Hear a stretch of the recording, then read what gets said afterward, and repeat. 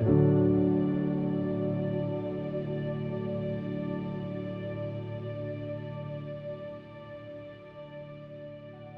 back. More than 1,600 years ago, the church began recognizing what is determined to be Holy Week. It has become more than a tradition, but an acknowledgement of Jesus' prolific movement to the cross and his most significant time in his ministry, as more than 1/3 of the gospel material is devoted to this week. Now, if you're watching this video, you are probably intrigued with Holy Tuesday, a day when Jesus taught the most content of his entire Passion narrative. In this series, we look at some of Jesus' critical words during Holy Week. On Holy Monday, we focus on Jesus' time in the temple, turning the tables of the merchants and beginning the process of changing the corrupt temple culture to a house of prayer. On Holy Tuesday, Jesus' words are no less striking, as there are many we could choose to focus on. There's so much that Jesus preached on Holy Tuesday. As the religious leaders began to move on their plans to arrest him, Jesus was aware of their efforts to trap him in his words. He was challenged about paying taxes by the Herodians and Pharisees. He was questioned about the legitimacy of a final resurrection by the Sadducees and prodded on signs of the end time. Now, so much of what Jesus taught on the Tuesday before his death was given in parables, an image-based technique of teaching seemingly complicated truths in a simple way. The words of Jesus I want to focus on are in Mark chapter 12. The first 2 verses read like this: "And he began to speak to them in parables. A man planted a vineyard and put a fence around it and dug a pit for the winepress and built a tower and leased it to the tenants and went into another country.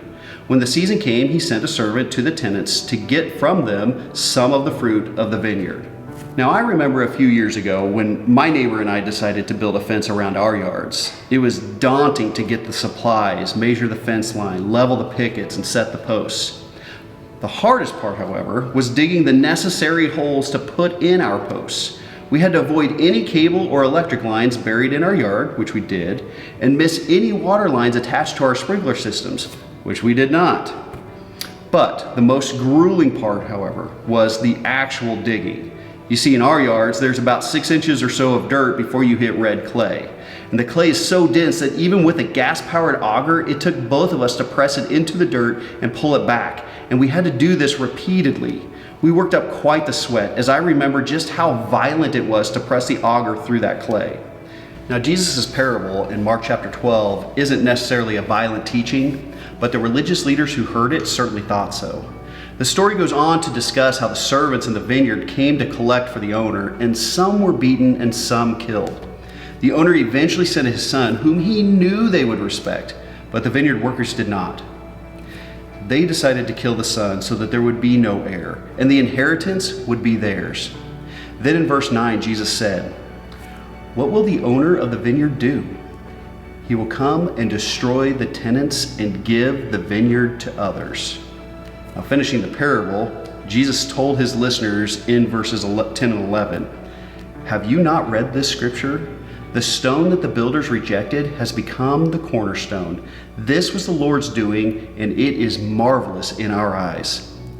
Jesus quoted from Psalm 118, and it enraged the chief priests and the scribes because they knew that this parable was about them. They were the workers in the vineyard being thrown out and replaced by others. Jesus used this psalm to teach about himself and how they rejected the Lord. Verse 12 tells us that they increased their efforts then to arrest him. Now, like Jesus, the Hebrew prophets often called out Israel's priests for corrupt leadership. The prophet Micah, for example, compared them to a diseased tree, healthy looking from a distance, but rotted up close. So when Jesus spotted a barren fig tree the following day, he curses it and it withers. It's a powerful symbol. Israel's temple leaders have lost their way. They're spiritually dead and change is coming. But like us, even the disciples often miss the point. Jesus said in Matthew 21:21, "If you have faith and don't doubt, you can do even greater things, like telling a mountain to throw itself into the sea."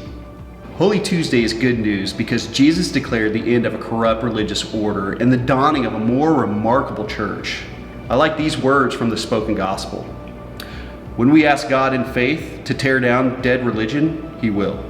And when we ask God to build in its place a global church that cannot be destroyed, he will do that too. And God guarantees these prayers will be answered in Jesus' death and resurrection. Because Jesus dies, we know that all dead religion will one day be judged for its failures. But because Jesus rose from the dead, we know that in its place, Jesus is making a new temple called the church that can never be destroyed, not even by death. This Holy Tuesday is a call for personal reflection. Examine your heart. Read in silence the scriptures depicting Jesus' teaching this day. Ask God to remove any dead religion that is revealed in your heart and you see as a part of the church and a member of Jesus' body. You are designed for life. May the life of Jesus and the breath of his words be made new in you today. We will see you tomorrow for more of Jesus' words on Spy Wednesday. Be blessed.